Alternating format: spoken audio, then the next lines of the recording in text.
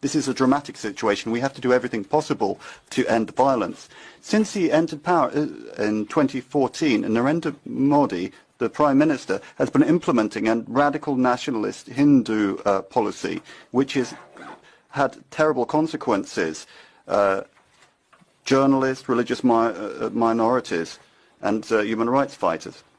In India, millions of Muslims and Christians suffer every single day because the government violates their most fundamental rights. The situation is serious. That's why the European Parliament must vote tomorrow on a very clear resolution. It has to be clear in denouncing the nationalist discourse of Mr. Modi. We should all be worried about the worsening human rights situation in India. Freedom of press has narrowed, journalists and activists have been arrested for false reasons, discrimination and hate have increased.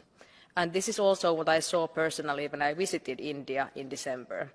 This saddens me as India is a very important partner for us. EU and India have to make human rights and democracy a fundamental part of their partnership in all regards, including trade. Our joint resolution is crystal clear. We are calling on India to do everything within its power to end ethnic and religious violence, to punish perpetrators and end Hindu extremism.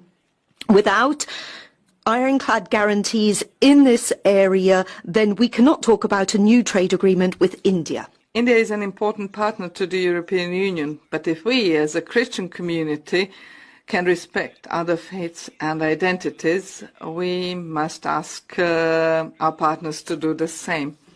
I propose an urgent visit by the European Special Envoy for Religious Freedoms to India, and the way Indian government will treat this proposal will show whether the authorities there are for the time being only powerless in such cases, or whether they knowingly allow persecution of religious minorities by radical groups.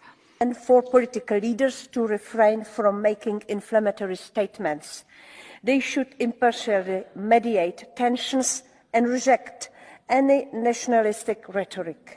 Today, let us send a clear message. The EU holds a powerful tool in trade policy, and we demand the integration of human rights into our EU-India partnership. Indian officials often like to boast that the country is the world's largest democracy.